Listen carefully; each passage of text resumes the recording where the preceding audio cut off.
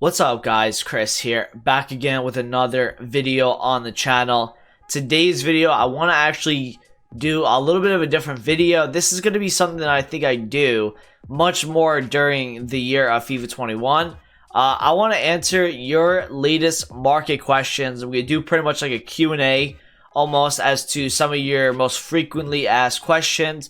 I put out a tweet earlier telling people if they have any questions, let me know. And I got about 7 or 8 right here that I could talk about in this video.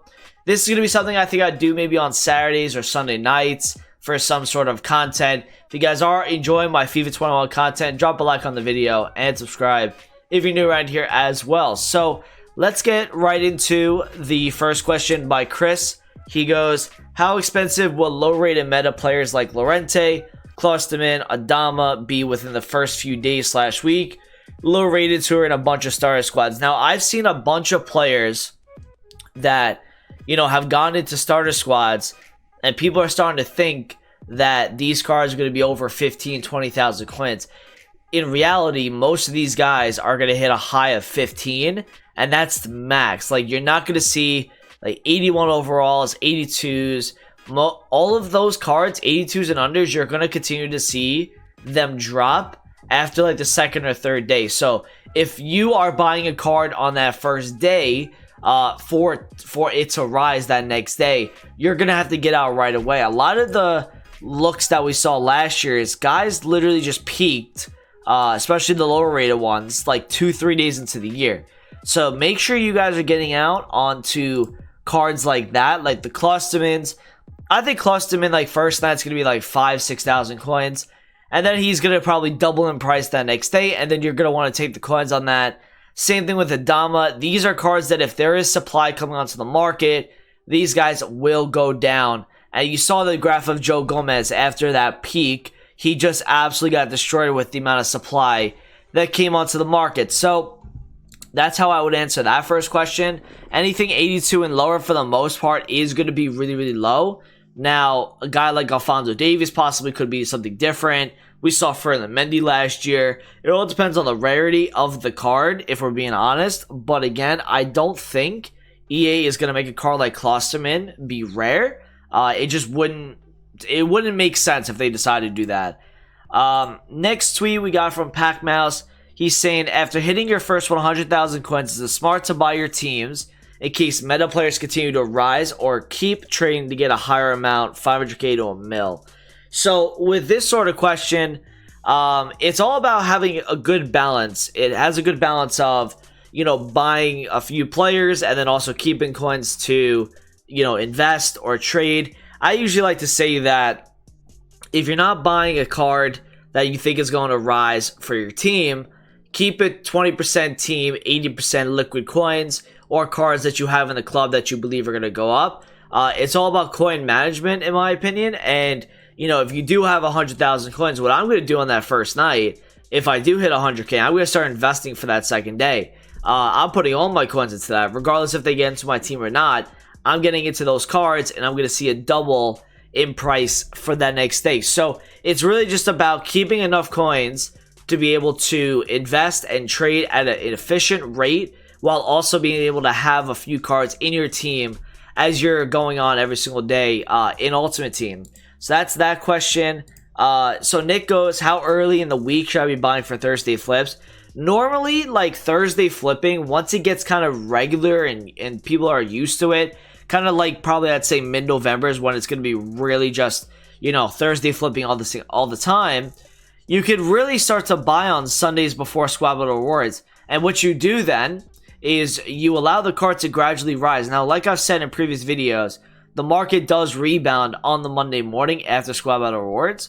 So you buying in before that, and then if the card's going to continue to rise into that Thursday as more people start to buy into that card. Now, the only downside of, buying on Sunday is you got to deal with a potential SBC that comes out that may make one of your investments drop. It could be also Team of the Week on the Wednesday. Could have somebody in your same position, same nationality. But in general, you will see a really good rise on the card from Sunday to the Thursday. You can buy before Squad Battle Rewards, and that'll be fine. We have a question. I'm going to spend some FIFA points on the first day, I think, and it's one thing I never seem to find out, and that is what I should do with the players I pack. Should I sell them or should I keep them? See if I pack a player like KDB, do I sell? So a guy like KDB, you normally want to wait till at least the first or second week in league.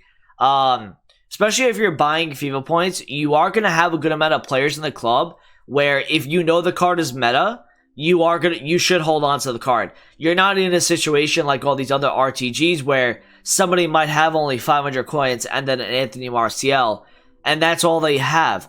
You're going to have a ton of other cards in your club that you could sell. You know, you're going to be in a better situation than most of these Road to Glory, so I would say I'd keep it until probably the first or second week of league minimum, and if you want to really, it's probably going to continue to rise in that first month usually. So I would say just keep the KDB. I wouldn't sell it. You're going to have other players in your club with the FIFA points that you buy. Milky Dino goes, will BPM be effective this year due to fitness not being in the game? I think Bronze Pack Method will still be effective. Now, Bronze Pack Method is always a slow amount of coins. Like, it's a slow way to make coins. So, realistically, I wouldn't be relying on it, especially early on in the game. But as you get more coins, yes, you can put 10k into Bronze Pack Method, or 20k if you decide to. If that's the way you guys are going about doing things and you're making coins like that, I would definitely do it. Fitnesses obviously are a huge part of Bronze Packs, but you could still sell the kits, you can still sell the badges, you could still sell, you know, the attribute items, you could possibly still sell all of the bronze players in the packs, and again, you're going to still be able to make coins on the players that you pack. So yeah, Bronze Packs will still be effective, but for me, it's never my cup of tea in terms of how to trade. I just think that's relying on EA for your luck. But again, I think it's still going to be fine. When should you switch from low to medium to high budgets? Do you recommend certain thresholds before you try certain methods or SBCs? I would say, like, do what you're comfortable with. Like, you could do, like, a medium tier budget type of method with a small budget. Like, you could probably get away with that. You could try a low budget with a high, or you could try a low budget method with a high budget in general. It's all about what you feel confident with. Like, if you're somebody that doesn't feel confident with icon trading, stick to the lower tier side. Let's stick to the medium tier side. Learn it before you start to really trade. You know, I didn't get into icons right away. You know, I started with silver cards. I started with low budget sniping. You know, and then you get to the medium part of the budget where you go chem style trading, inform fluctuations, all that kind of stuff. So it's all about learning the different trends on the market, and then that's when you can apply it to a high tier market.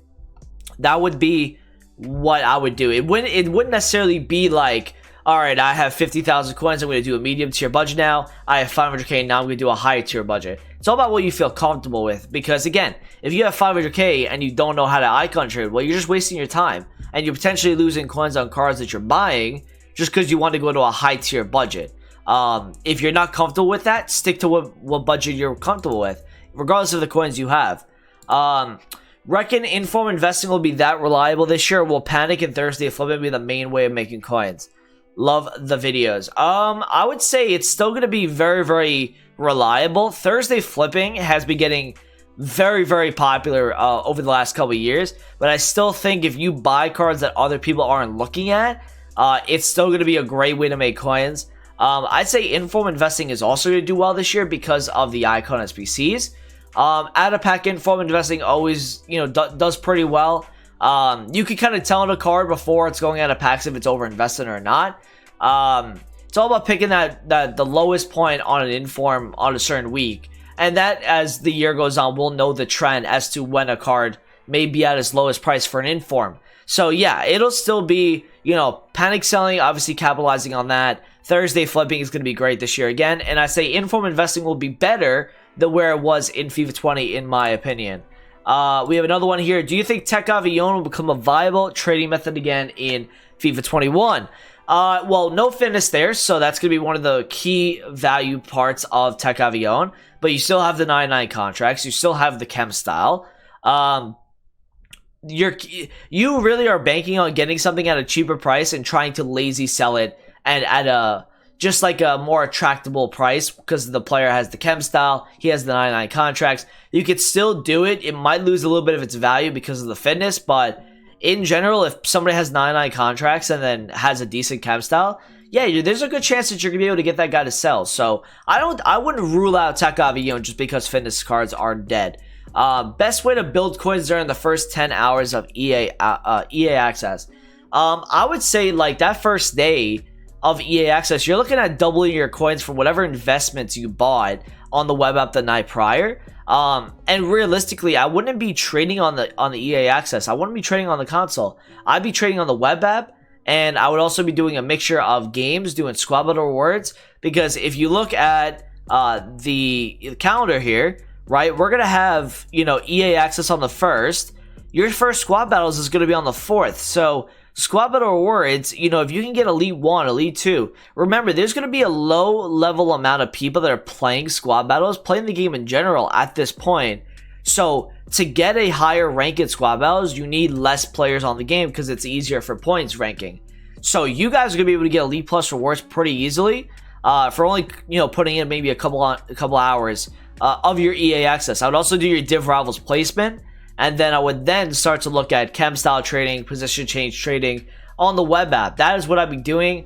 You should make, like, by that second night, you should be at like 300 plus K if you get it right. If you do that first day, like I've told you about investing, doubling your coins, and then you really start to get into the nitty gritty of trading in that first 10 hours EA access. How do you think it should be investing in Team of the Week 1? Well, David, I think Team of the Week 1 investing is going to be awesome again this year. Meta informs are the way to go. Now, obviously, you can club stock fodder cards if you want to, but realistically, you don't want to be holding any cards that have some sort of value if you're trying to wait for them to rise in a month's time.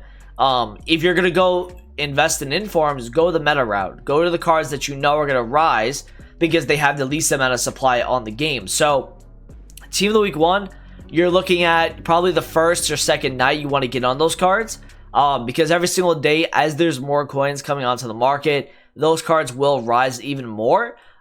So you guys got to get in as soon as possible on the Team of the Week 1 investments. And it's looking like it's going to be a decent first Team of the Week. We saw a couple guys. We had Valverde. We had Promise possibly. We're having a couple different cards.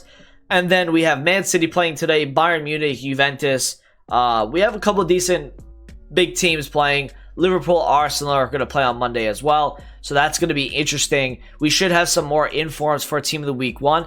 But it's exciting. FIFA 21 is coming very, very soon. We got about 3 more days left. Thank you guys for sending in your questions. I'll be doing this every single week as some sort of just kind of trading series where I just answer your market questions. This was good. I like doing this. Thank you guys for watching the video today. Drop a like on it. Subscribe if you're new around here. And I'll talk to you guys in a video soon. Peace out.